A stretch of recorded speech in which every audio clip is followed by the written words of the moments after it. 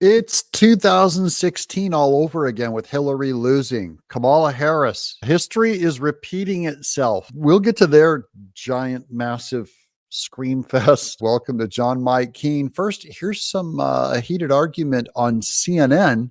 My point is that a lot of people look at how much money we've spent on this conflict and they're asking themselves, my roads are crumbling, my schools suck, we just had major disasters across the country, FEMA doesn't have enough money allocated. By the way, I don't live in that country. For a lot of I people. don't live in that country, by the way. America's not that horrible. This is an out-of-touch liberal, Brian Belzer, or whatever his name is, at CNN, white-splaining to this black strategist, Michael Singleton. And I don't see how he can get away with this, given where he lives and his snooty lifestyle with all the money in the world to fix his streets. He does not know how the rest of America lives. Brian, if you get out of New York and talk to regular people. I don't live in New York. I live in a normal city, in a normal town. My roads are not, I love New York, but my roads are not crumbling. My schools don't suck.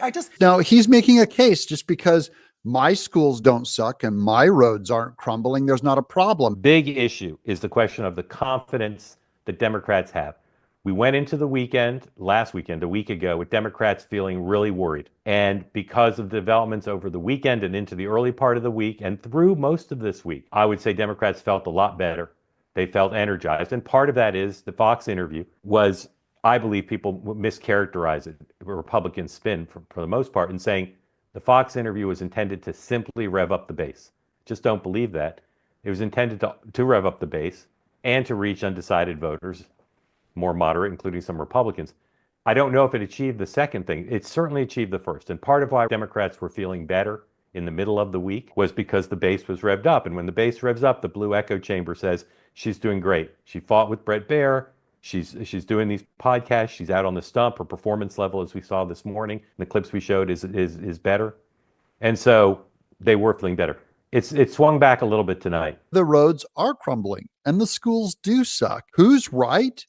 They have two different lived experiences. I'll only say, look overall at America's infrastructure. It is crumbling. It is correct to say that overall in general. And then you look at our education scores from where they were 30 years ago. We're not number one in the world anymore. We're so far down the list now. Our schools suck. I just get tired of you're fortunate enough to put your kids in darn good schools, but there are a lot. Let me finish public schools There are in a a lot of normal people town. in this country I just think all who the aren't wealthy, anti-America who stuff don't is live so in great cities, tiring. who do have to send their kids to terrible schools. Brian said that the anti-America rhetoric was tiring, that it's anti-American to criticize America.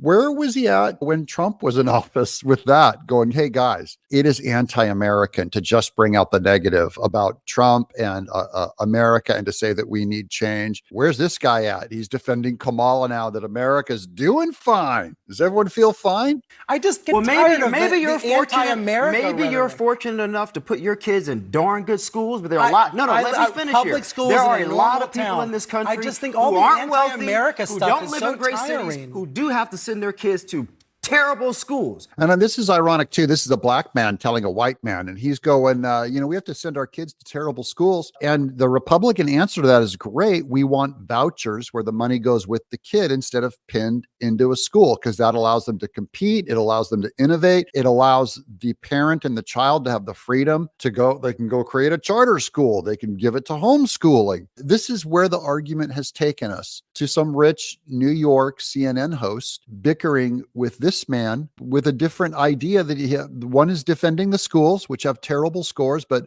I just wanted to go to this lady here. This looks like, family argument over her at the Thanksgiving dinner table. And she's just sitting there looking down. Ooh, this reveals her terrible past. And now the show that you've been waiting for.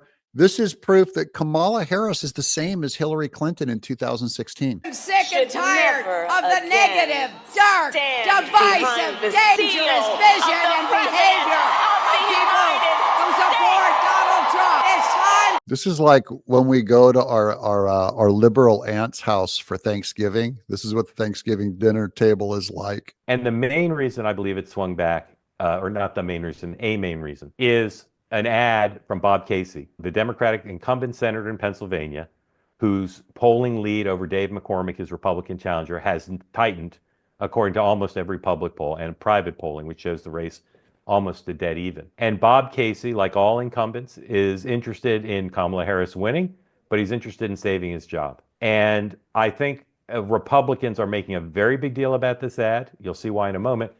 And Democrats are trying to avoid talking about it. So let's take a look at number one, please. Bob Casey, new ad in Pennsylvania. A Republican. And I'm a Democrat. For us to say no, we are not going back. Our marriage, pure bliss. But on politics, we just don't agree. Except for Bob Casey. He's independent. That's right. Casey's leading the effort to stop corporate greedflation and price gouging. Casey bucked Biden to protect fracking. And he sided with Trump to end NAFTA and put tariffs on China to stop them from cheating. So in this House, we agree. It's Bob Casey who's doing right by Pennsylvania. I'm Bob Casey, and I definitely approve this message. Backwards, we're for the Behind next the 7 days. We seal focus of on the what's President important. of the Don't get United distracted. Now, I'm not one to say we're not ready for a female president, but I don't think anyone in America is ready for this from Hillary or Kamala. Don't get diverted. Focus on the kind of country and world that we want to help create. That tone, you know, it's like a dog whistle. And I mean a literal dog whistle. There's dogs down the street right now that just heard that exchange and their heads are tilting and their ears are up and they're wondering what's wrong. That is a fact because of their zip codes. True, and to sit the here Obama arrogantly years and say, true, well, the my Trump kids years go to true, the great Biden schools. years- We're back to these guys. This is not going to get solved because Democrats we selectively pick these facts. You know, he's just going, my schools are great. My roads are great. Okay, very good. Then maybe you should just let other people advocate for fixing the bad parts of America where the roads are bad and the schools aren't great. But you imagine, trying to think of an analog for that, if Rick Scott in Florida ran an ad bragging about working with Joe Biden and Kamala Harris on two things, how remarkable that would be. What Republicans are saying, and again, I want to hear our Democrats to see what they think about it. What they're saying is it shows Bob Casey knows that Donald Trump is strong in Pennsylvania. Some say it shows they know he's going to win Pennsylvania. Kind of extraordinary in the polarized environment in which we live. For an incumbent Democratic senator, a member of a party that despises Donald Trump, to brag about his working with Trump on two issues is a pretty big deal. I live in a great neighborhood. That's your experience. The not roads the are experience of crumbling. most people in this country. They're both arguing their lived experience. How do you argue with that? Sure, Michael Singleton has a lived experience and you can't argue with it, but there they are at CNN saying they don't acknowledge lived experience, which liberals have been telling us you can't judge a black man's lived experience. And CNN, they're doing it. Brian should be fired for this. I'm John Mike Keene.